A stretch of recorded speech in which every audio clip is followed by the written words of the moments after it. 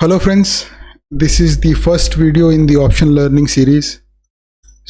अभी तक तो मैं मार्केट व्यूज़ बना रहा था, बट ऐसे बहुत लोग हैं जिनको एक्चुअली ऑप्शंस ट्रेडिंग के बारे में ज़्यादा नॉलेज है नहीं। तो उन लोगों के लिए ये वीडियो है जहाँ हम लोग समझने की कोशिश करेंगे कि ऑप्शन ट्रेडिंग एक्चुअली होती क्या है, मार्केट का स्ट्रक्चर क्या है। ये एकदम बेसिक वीडियो है, जिनको भी जो भी ऑप्शन ट्रेडिंग कर रहे हैं या रेगुलर ट्रेडर हैं उनके लिए नहीं है, क्योंकि उन्हें ऑलरेडी ये बेसिक नॉलेज होगा। ये उन लोगों के लिए है जो ऑप्शन ट्रेडिंग करना चाहते हैं या ऑप्शन ट्रेडिंग को समझना चाहते हैं। सबसे पहले अपन देख लेते हैं कि मार्केट का स्ट्रक्चर होता क्या है, फाइनेंशियल मार्केट का क्या स्ट्रक्चर है। फाइनेंशियल मार्केट में तीन चीज़ें हैं as per my understanding.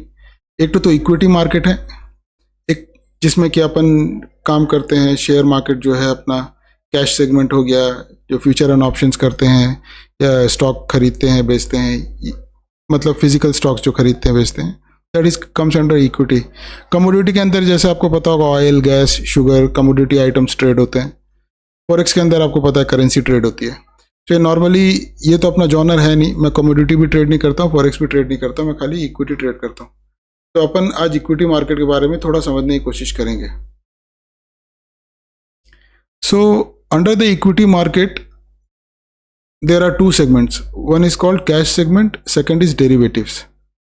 Cash segment में जैसे कोई इंसान जो नॉर्मली स्टॉक मार्केट में जब भी कोई एंट्री करता है तो नॉर्मली स्टॉक खरीदता है छोटे टाइम फ्रेम पे या थोड़े दिनों के लिए या लॉन्ग टाइम फ्रेम पे खरीद के रखता है एज एन एसेट, वो कैश सेगमेंट हो गया।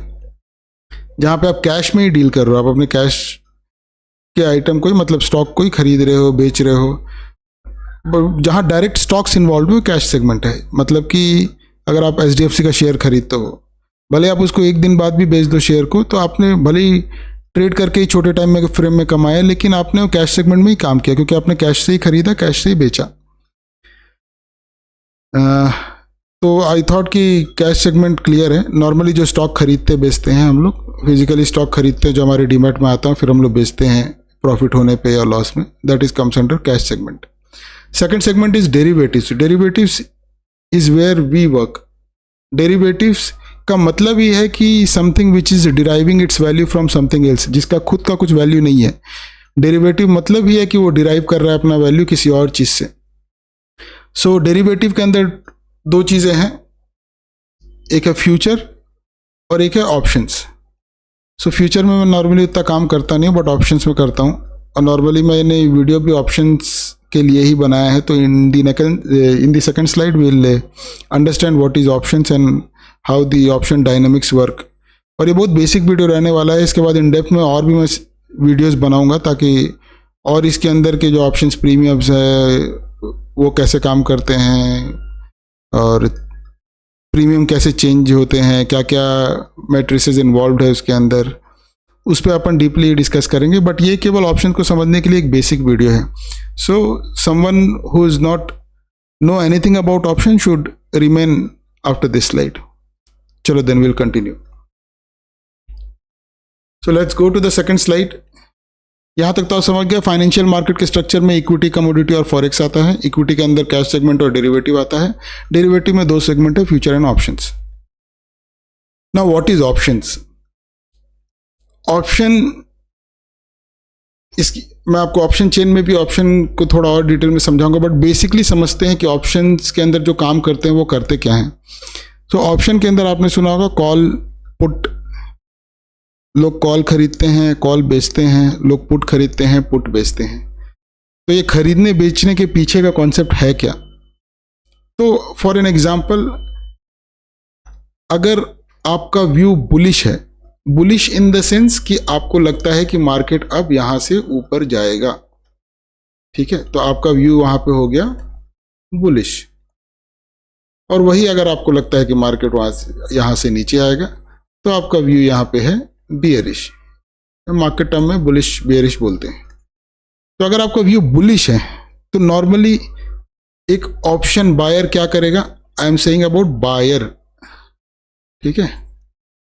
एक ऑप्शन बायर कॉल को बाई करता है जब वो बुलिश है या उसका व्यू बुलिश है। हाँ, अगर किसी ऑप्शन बायर का व्यू बुलिश है तो वो ऑप्शन बाई करेगा, क्या? कॉल ऑप्शन बाई करेगा। कहाँ का करेगा वो आगे डिस्कस करेंगे।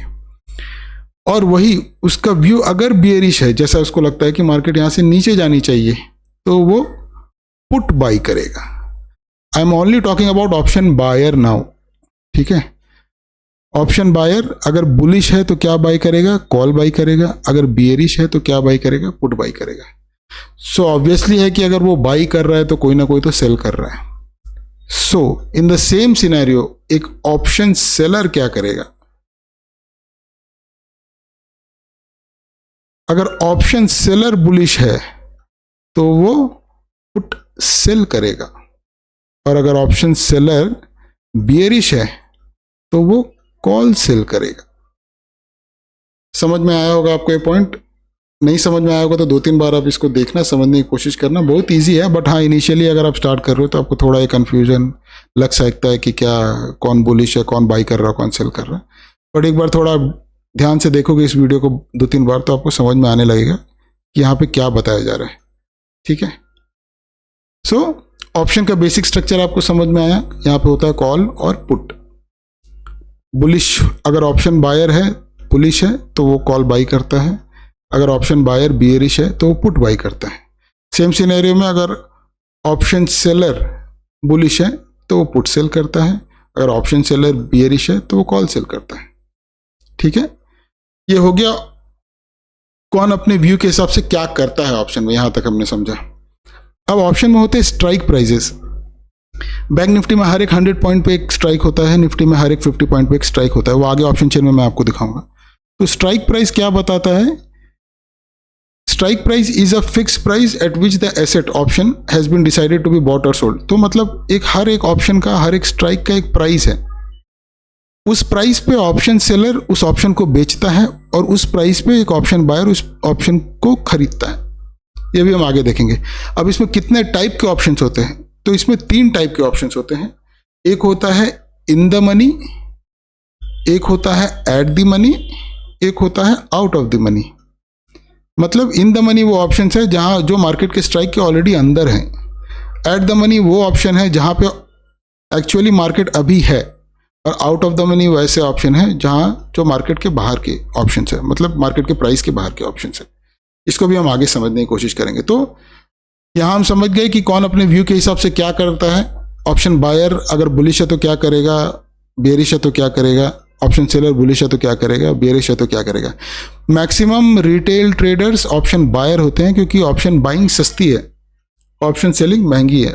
बड़े इंस्टीट्यूशन, एफआईआईज, डीआईआईज और ये अपने म्यूचुअल फंड, ये सारे ज़्यादातर जो भी बड़े प्लेयर हैं जो हज़ारों करोड़ की पैसे के साथ ट्रेड करते हैं, उस तरह के लोग ऑप्शन सेलर्स होते हैं ज़्यादा, और रिटेल ट्रेडर ज़्यादा बायर होता है। इसीलिए कहा जाता है कि ऑप्शन बायर को मोमेंटम चाहिए पैसा बनाने के लिए। ऑप्शन सेलर क्या है, बिना मोमेंटम के ही पैसा बनाता है। उसको भी हम आगे डिटेल में समझेंगे। तो यहाँ तक बेसिक्स अपने को समझ में आया। मार्केट के सेगमेंट क्या है समझ में आया। उसके अंदर अपन ऑप्शंस ट्रेड कर रहे हैं, ऑप्शंस में क्या होता है, ऑप्शन में कौन से व्यू पे लोग क्या करते हैं, तो कितने टाइप के ऑप्शन होते हैं, ये हमने समझा। Let's go to the second slide. हाँ, तो हमने जैसा प्रीवियस स्लाइड में एक्सप्लेन किया कॉल बायर और कॉल सेलर का थॉट। सो ये थोड़ा थियोरेटिकल लिखा हुआ, बट मैं आपको प्रैक्टिकली थोड़े अपने वर्ड्स में समझाता हूँ। फॉर एन एग्जाम्पल टर्म्स पे लेते हैं कि जैसे Nifty is trading at 15,000, example है तो 22,000 के आसपास। फॉर एग्जाम्पल निफ्टी अगर 15,000 पे है और आपको लगता है कि निफ्टी यहाँ से ऊपर जाएगा, मतलब 15,100, 15,200, 300 जो भी, तो आप यहाँ पे अगर 15,000 के स्ट्राइक को ही कॉल बाई करते हो तो ये हो जाएगा एट दी मनी, जो हमने डिस्कस किया था पीछे। क्योंकि मार्केट 15,000 पे है और आप 15,000 का ही कॉल बाई कर रहे हो क्योंकि आपको लगता है मार्केट ऊपर जाएगा। सेम सिनेरियो में अगर आपको लगता है नीचे जाएगा, 15,000 का पुट बाई करते हो, वो भी एट द मनी है क्योंकि मार्केट 15,000 पे है और आप 15,000 का ही कॉल या पुट बाई कर रहे हो, ठीक है। अब फॉर एग्जाम्पल मार्केट 15,000 पे है बट आपको लगता है कि मार्केट बहुत तेज रैली है और मार्केट 15,500 जाएगा, तो आप 15,200 का कॉल बाई करते हो, ठीक है। 15,200 का जो कि कॉल बाई करते हो। बट यहां तो मार्केट है नहीं, मार्केट अभी 15,000 पे ही है, तो ये हो जाएगा आपके लिए आउट ऑफ द मनी, क्योंकि यहाँ मार्केट अभी है नहीं। ये आप सोच रहे हो कि 15,500 हो जाएगा, इसलिए आप आगे का स्ट्राइक बाई कर रहे हो ये सोच के कि 15,500 हो जाएगा। हो सकता है 15,200 का प्रीमियम उस वक्त 100 रुपये हो, आपको लग रहा है मार्केट 15,500 हो जाएगा तो ये 300 का हो जाएगा, तो मैं 200 रुपये कमा लूँगा, तो इसलिए आप 15,200 का कॉल बाई कर रहे हो। तो आपको समझ में आ गया, एक तो एट द मनी क्या हो गया, एक आउट ऑफ द मनी क्या हो गया, in the money. In the money भी सेम सिनेरियो, अगर वही 15,000 पे मार्केट है, अब 15,200 की जगह 14,800 या एनीथिंग विच इज़ बिलो 15,000, चाहे वो 14,000 हो चाहे 14,200, जो भी 15,000 के नीचे है वो इन द मनी हो गया। ठीक है, तो in the money, at the money, out of the money, ये बेसिक्स आपको समझ में आया होगा। अब ऑप्शन बायर और ऑप्शन सेलर के कॉन्सेप्ट को समझने की कोशिश करते हैं कि ऑप्शन बाइंग और सेलिंग हो क्यों रही है। सो फॉर एग्जाम्पल, अगर एक स्ट्राइक है 15,000 को ही रखते हैं, क्योंकि हम अपन डिस्कशन में हर जगह 15,000 यूज़ कर रहे हैं। 15,000 के कॉल का प्रीमियम चल रहा है फॉर एग्जाम्पल 100 रुपीज़, जैसा हमने प्रीवियस स्लाइड में देखा। सो ऑप्शन बायर 15,000 के कॉल को खरीदने के लिए 100 रुपीज़ पे करता है, ही इज़ अ बायर। तो अब दुकान पे गए ना, जैसे अब दुकान पे गए, आपने एक सामान खरीदा तो आपने पैसे दिए, सामान खरीदा, और जो दुकानदार है वो सेलर है। इन द सेम सिनेरियो, आपने 15,000 का कॉल ऑप्शन 100 रुपये पे खरीदा, आप बायर हो इस स्ट्राइक प्राइस के। एट द सेम टाइम जो सेलर है उसने 15,000 का कॉल सेल किया 100 रुपीज़ में, ठीक है, तो उसने 100 रुपीज़ का प्रीमियम गेन किया। आपने दिया, उसने लिया, ठीक है, समझ गए। तो यहां पे इसने लिया तो केवल 100 रुपीज़ ही है, तो इसको तो मैक्सिमम प्रॉफिट यही है ना, इससे ज़्यादा तो प्रॉफिट हो नहीं सकता। अगर कोई सामान मैंने बेचा 25 में खरीद के 50 में बेचा, तो मैं तो 25 रुपये मैक्स कमा सकता हूँ ना, मैं 500 रुपये थोड़ी कमा सकता हूँ। मैं तो 25 ही कमाऊंगा, क्योंकि मैंने 25 में खरीदा तो 50 में बेचा। इन द सेम सिनेरियो उसने 100 रुपये पे स्ट्राइक बेचा, मतलब 100 रुपये ही कमाया। पर at the same time option buyer के पास ये फ्रीडम है, ये 100 रुपया 500 भी हो सकता है, ये 100 रुपया 1000 भी हो सकता है। ऑप्शन बायर के पास विनिंग प्रोबेबिलिटी तो मैं नहीं कहूँगा, प्रोबेबिलिटी हमेशा सेलर की ज़्यादा है, बट विनिंग स्टेक बड़ा होता है जब भी होता है। इसीलिए ज़्यादातर रिटेल बायर होते हैं, क्योंकि उनके पास पैसा कम होता है और उनको चाहिए भी उस स्टॉक मार्केट से करोड़पति बनना होता है, तो वो लोग ज़्यादा बायर ही होते हैं। उनको लगता है कि 5 रुपये की चीज़ 500 हो जाएगी, जो कभी कभी होती है, हमेशा नहीं होती। इसीलिए ऑप्शन बायर को बहुत ही क्विक रहना चाहिए अपने डिसीजंस में। जब भी आप ट्रेड कर रहे हो, बहुत ही समझदारी के साथ ट्रेड करना चाहिए, और प्रॉफिट बुक करना का आर्ट आना चाहिए एक ऑप्शन बायर को। वो ऑप्शन सेलर की तरह बैठ नहीं सकता। एक मैं सेपरेट वीडियो बनाऊंगा विथ एक्सप्लेनिंग एवरीथिंग कि ऑप्शन बायर और ऑप्शन सेलर में क्या डिफरेंस है, कैसे है, कौन बनाता है पैसा, किसका मनी मेकिंग मॉडल क्या है। इस पर एक बेसिक डिस्कशन अलग से करेंगे। अभी ऑप्शन को समझ रहे हो तो बेसिक ऑप्शन समझते हैं। कॉल बायर और कॉल सेलर के कॉन्सेप्ट को आपने समझा। कॉल बायर खरीद रहा है, कॉल सेलर बेच रहा है, ठीक है।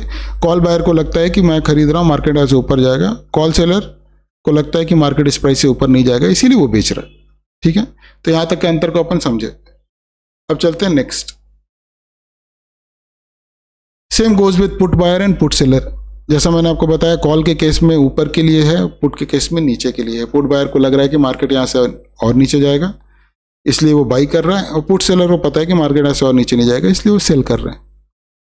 बट हाँ, प्रोबेबिलिटी हमेशा ये समझिए सेलर की ज़्यादा होती है, क्योंकि अगर आप एक स्ट्राइक प्राइस फॉर एग्जांपल 100 रुपये पे खरीद रहे हो, उस स्ट्राइक को 100 रुपये में खरीदने का कॉस्ट अराउंड 5,000 रुपये आए, बट उस स्ट्राइक को 100 रुपये में बेचने का कीमत अराउंड लाख रुपीज़ होता है। तो कोई लाख रुपया खर्चा करके अगर उस स्ट्राइक को बेच रहा है, तो ऑब्वियसली वो 5,000 रुपये दे के खरीदने वाले से तो ज़्यादा दिमाग वाला है, ऑब्वियसली। बट ऐसा नहीं है कि हमेशा ऑप्शन बायर नहीं बनाते, ऑप्शन बायर भी बनाते हैं। बट हाँ, ऑप्शन बायर को बहुत क्विक होना चाहिए अपने डिसीजन में, और बहुत ही मतलब समझ के साथ बाइंग जो है वो बहुत ही समझ के साथ करनी चाहिए, क्योंकि बाइंग में पैसा केवल मोमेंटम में बनता है।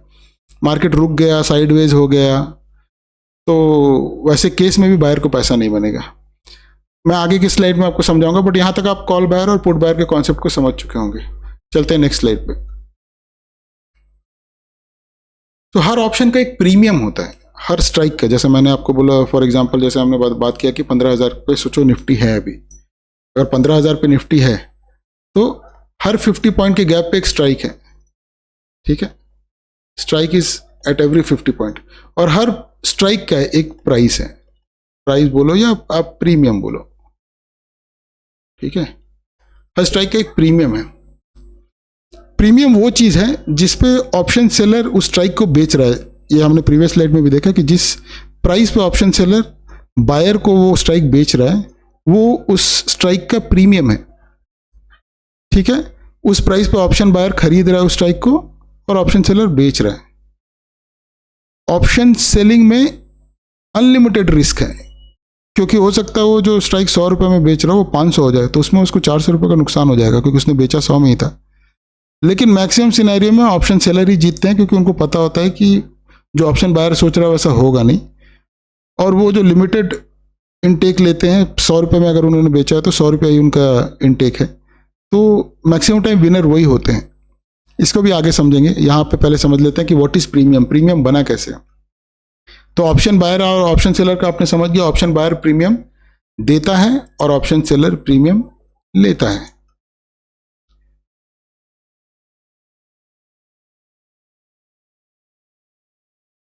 ना what is premium made of, premium क्या चीज से बना है ये समझते हैं। प्रीमियम में दो चीजें हैं, एक तो होती है इंट्रिंसिक वैल्यू और एक होती है टाइम की वैल्यू, ठीक है। जैसे आपको निफ्टी में पता है हर वीकली एक्सपायरी होता है, मंथली एक्सपायरी होता है, निफ्टी बैंक निफ्टी सभी में, स्टॉक्स में भी एक्सपायरी होता है बट मंथली एक्सपायरी रहता है। तो उसमें हमेशा एक इंट्रिंसिक वैल्यू होगी, एक टाइम वैल्यू होगी। फॉर एग्जाम्पल अपन 15,000 को कंटिन्यू कर रहे हैं क्योंकि 15,000 हर जगह हमने समझने की कोशिश की है। फॉर एग्जाम्पल 15,000 के कॉल ऑप्शन का प्रीमियम है फॉर एग्जाम्पल इज 150 रुपीज, ठीक है। ये सोचो आप एट द मनी है अभी 15,100 का कॉल है फॉर एग्जाम्पल सोचो 75,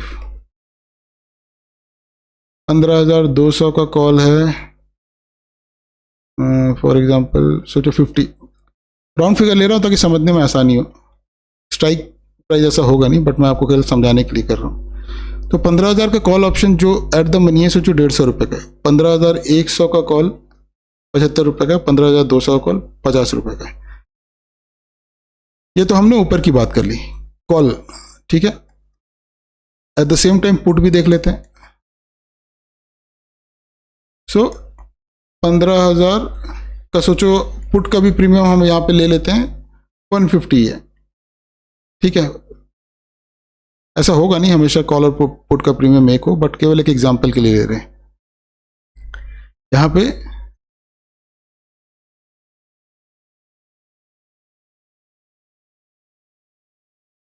$15,001 का पुट का प्राइस हो गया सोचो 200 rupees.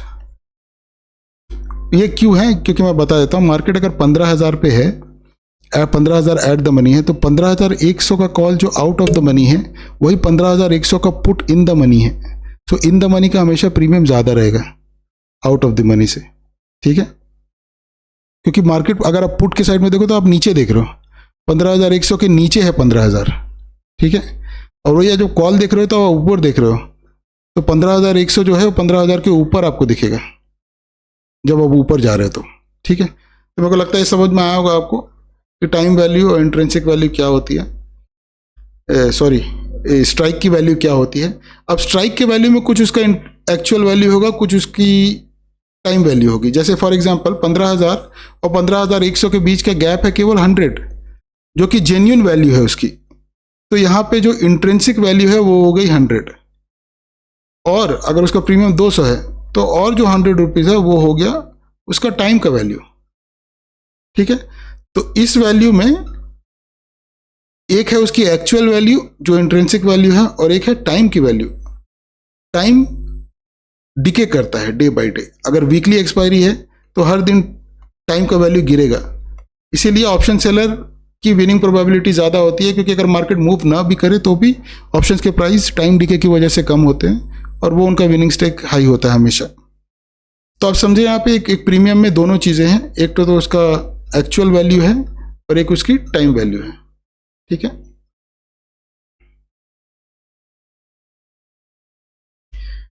Thank you very much. ये एक बेसिक मैंने वीडियो बनाया ये समझने के लिए कि ऑप्शंस होते क्या हैं। इस सीरीज में मैं और वीडियोस बनाऊंगा आपके लिए आगे चल के। अगर आपको अच्छा लगा तो लाइक और सब्सक्राइब जरूर कीजिएगा चैनल को। Thank you very much.